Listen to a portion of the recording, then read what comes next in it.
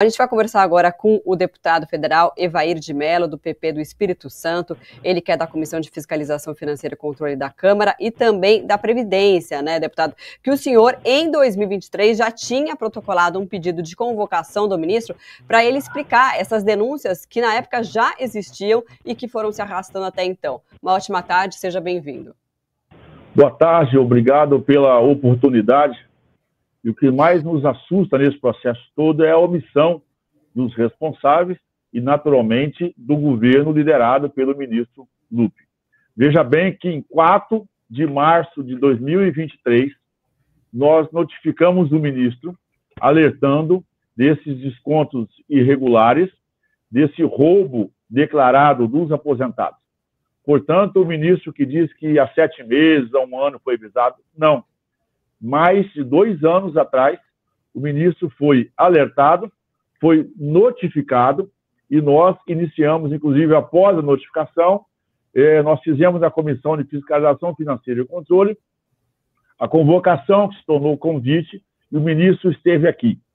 Em abril de 23, em audiência pública, está no sistema aqui da Câmara, eu fiz essas argumentações na presença dele, além de integrar novamente as denúncias que nós tínhamos protocolado junto ao Tribunal de Contas, AGU, Polícia Federal. Eu fiz as perguntas na presença do ministro e reapresentei para ele todas essas provas e ele, então, simplesmente foi omisso, desconversou e não considerou o que nós estávamos apresentando. Por sinal, isso é uma demonstração clara que ele tinha conhecimento, ele era conivente e seu sistema político estava sendo beneficiado. Isso não é grave, isso é gravíssimo. Gravíssimo porque uma operação dessa, né, desse roubo feito por mais de 6 milhões de pessoas, possivelmente, foram prejudicadas, foram roubadas por esse esquema fraudulento. Aí, quando você vai descendo a pirâmide, você vai perceber que essas entidades, essas associações, sindicatos e associações, e vai até lá, aquele pequeno sindicato lá no interior, tem um claro viés político. Portanto, esse dinheiro, além de ter ido para o bolso de pessoas físicas para poder enriquecê-las, na verdade faz parte de um sistema de captação para poder alimentar um sistema político. Principalmente nas últimas 2 eleições, esse dinheiro foi gasto em campanhas de deputado estadual, deputado federal, governador e na última campanha para a eleição de prefeitos e vereadores.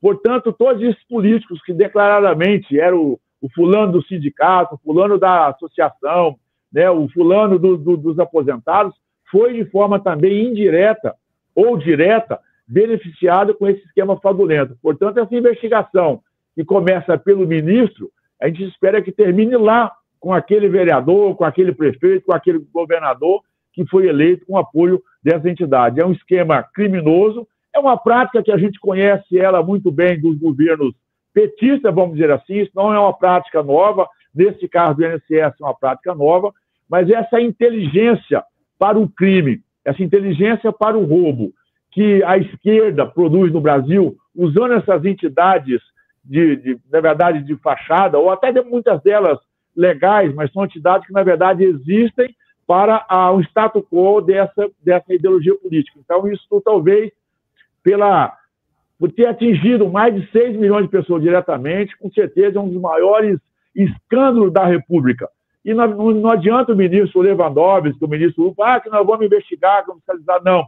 Omissão é pecado grave, é crime grave. Só estão se movimentando agora, desculpa a expressão, porque no ditado popular a água bateu na bunda, né? Então estão vendo que vão morrer afogados, agora querem dar o de justiceiros. Não. Esse governo é parte envolvida, esse governo está completamente envolvido.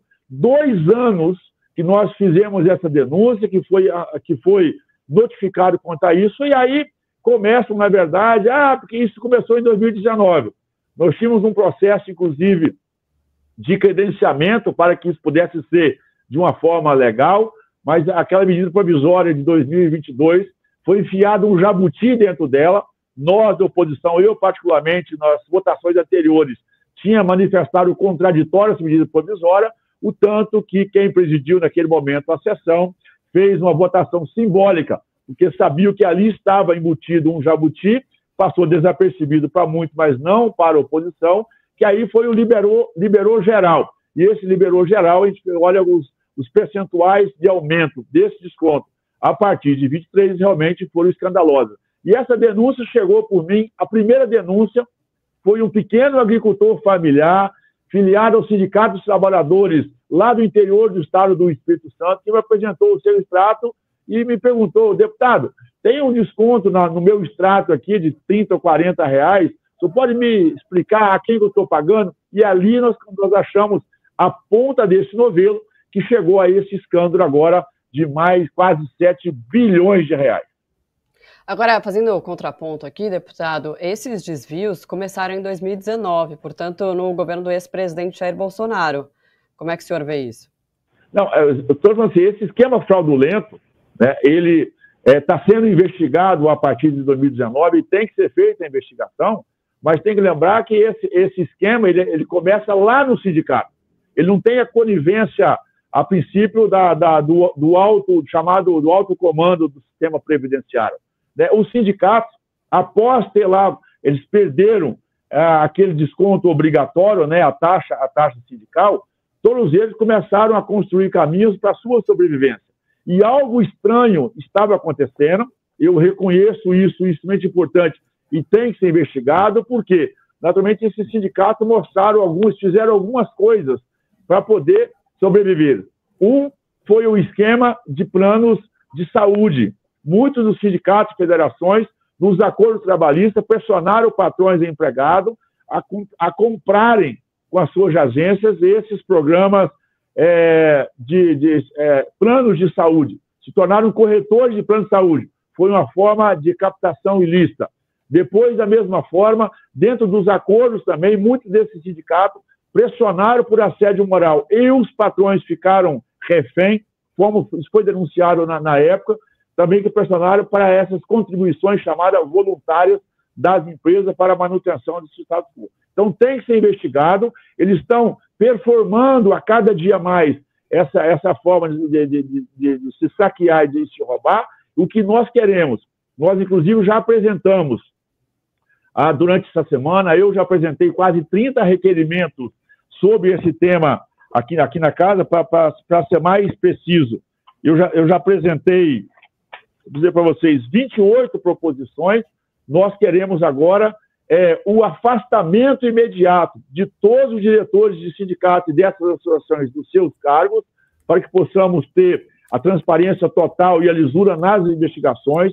Os sindicatos menores possam sofrer não substituições por outros membros, mas intervenções do Ministério Público, intervenções do Judiciário, a suspensão imediata de todo e qualquer desconto, mesmo aqueles que, em tese, estavam autorizados, porque, usando da boa-fé, né, muitas vezes esses aposentados e pensionistas, gente simples e humilde, e possivelmente o que aconteceu, usaram de uma falsidade, porque esses sindicatos pegam as pessoas simples e humildes e olha, daqui é uma contribuição importante, porque se você não assinar, pode ser que você vai perder seu benefício, vai perder a sua aposentadoria, para que o sindicato possa continuar brigando por você, e a pessoa, às vezes, né, na boa-fé e na humildade, acaba assinando isso. Portanto, o processo de adesão, mesmo daqueles que assinaram, nunca foi transparente. Nós precisamos, então, de um pente fino, de uma investigação e punição séria e muito dura, porque roubar dos aposentados é um crime ainda maior, tem que ter, inclusive, a sua pena qualificada.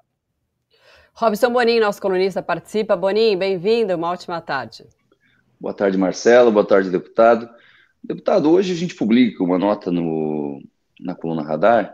A gente mostra que o INSS, no movimento essa semana para tentar mostrar que não estava inerte em tudo isso, divulgou um relatório que foi produzido em setembro de 2024.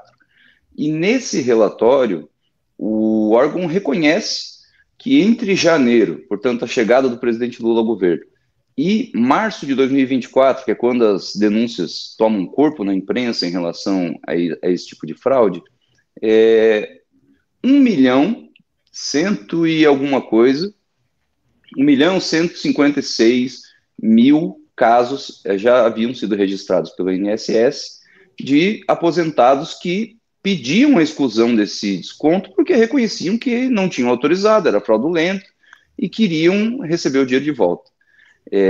Então, o governo tinha, desde setembro do ano passado, provas concretas produzidas por um órgão oficial de que tinha muita coisa errada no INSS. O ministro não fez nada e ninguém no governo agiu. Na semana passada, a gente viu que, em questão de horas, o governo cancelou todos os descontos no país. Então, será que não falta aí, até da parte do Congresso também, uma medida mais drástica nesse momento?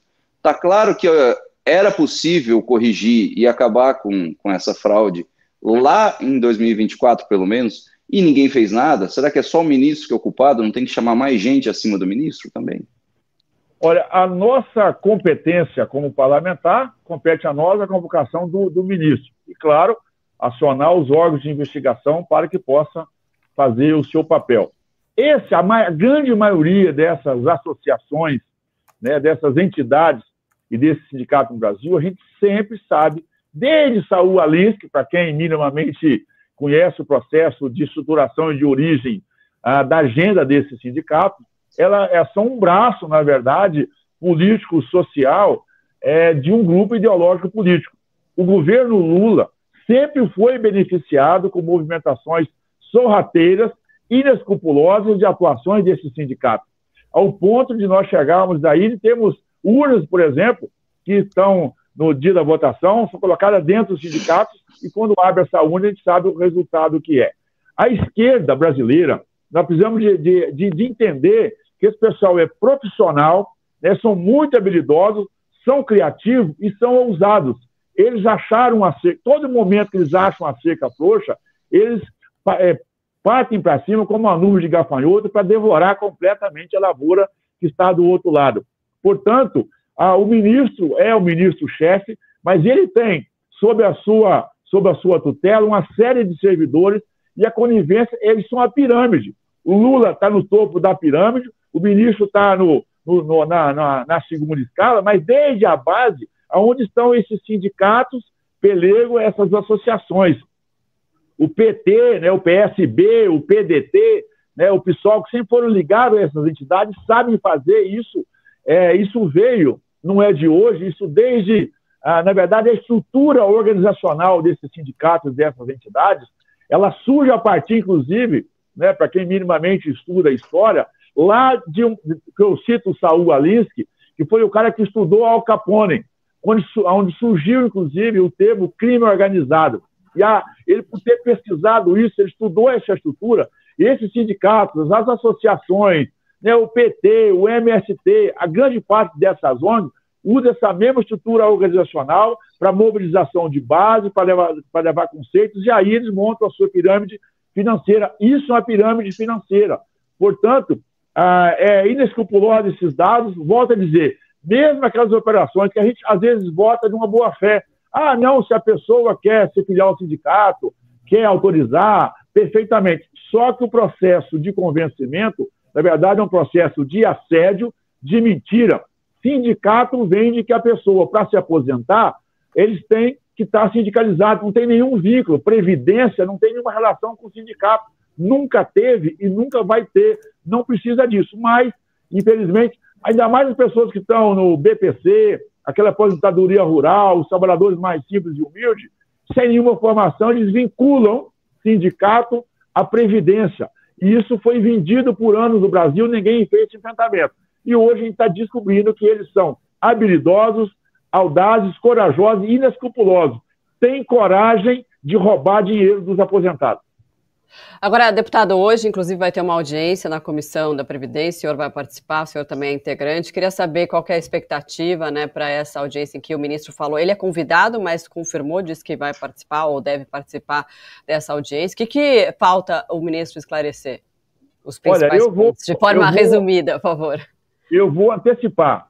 O ministro vai vir aqui com cinismo, né? Ele vai passar óleo de peroba na cara para poder esconder as franjas. Naturalmente, vai querer passar um de moralista, vai dizer que o governo está fazendo tudo, porque é o que compete a ele, né? A esquerda tem essas coisas dos soldados, que, se for preciso, eles morrem pela causa, vamos dizer assim.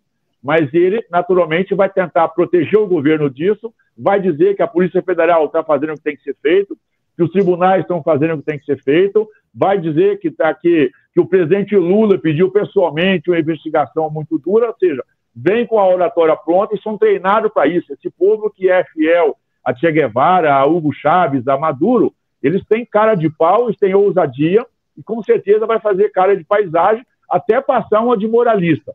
Assim como o Lewandowski, nesse momento, está fazendo na Comissão de Segurança Pública, dizendo que o governo está mobilizado para fazer investigação. Eles fazem isso para jogar uma cortina de fumaça em cima de um crime que eles foram coniventes. Né? Essa certificação há um ano atrás é a denúncia de 24 meses atrás, portanto, é prazo para quem tivesse que fazer, tinha que ter estancado lá. Eles, na verdade, não estancaram porque foram beneficiados. O que eu espero do ministro hoje, na verdade, vou antecipar, é cinismo, né? É mentira, é querer passar a imagem de um bom moralista, mas, na verdade, ele é um conivente e ele vai ser, na verdade, usado aí como escudo de proteção para um esquema fraudulento que, além de roubo do bolso para as pessoas, naturalmente, foi usado para beneficiar, né, o status quo da eleição de vereadores, prefeitos, deputados estaduais e federais ligados a sindicato. Eu nunca vi aqui na casa, né, alguém que chega aqui que seja de boa índole, de boa fé, que venha de origem desses movimentos, desses sindicatos, dessas associações. É tudo um mau caráter, é tudo inescrupuloso, a gente sabe dos bastidores como que eles operam. Deputado, agora, a gente tem uma última curiosidade, Marcela. A gente sabe, como o senhor bem citou, que o Congresso tem sua parcela de culpa nisso, né? Lá em 2022, votou uma matéria que ajudou muito quem está querendo passar a mão aí no dinheiro dos aposentados. Por que ninguém no Congresso está discutindo agora seriamente abrir uma CPI para investigar tudo até o fim? Não, nós estamos sim, porque na verdade a oposição, nós já estamos, nesse caso específico, já chegando a 171 assinaturas. Nós, da oposição, infelizmente, hoje, regimentalmente, não temos números, às vezes, para poder fazer esse enfrentamento. Muita dificuldade no presidente da Câmara anterior, que é a competência dele, da mesa do presidente, acatar a CPI, por entendimento com o governo. E agora também, estamos, nesse caso específico, nós estamos aí instalando, já pedindo a coleta de assinaturas, uma CPI mista, inclusive, para que possamos instalar. A decisão política de acatar ou não, ela não compete aos deputados, é uma prerrogativa do presidente da mesa, que pode acatar ou não, e é para cima dele que nós vamos fazer pressão, mas é importante que a mídia, que a sociedade, porque, na verdade, esse esquema criminoso é mais uma mancha, né, vergonhosa da corrupção brasileira. Muito bem, a gente conversou com o deputado federal Evair de Mello, do PP do Espírito Santo. Deputado, muito obrigada e até uma próxima oportunidade. Boa tarde, bom trabalho. Obrigado, agradeço a oportunidade. Nós estaremos aqui, dentro das nossas limitações, é claro, cumprindo o nosso papel constitucional, um deles, inclusive, de exercer a plena fiscalização.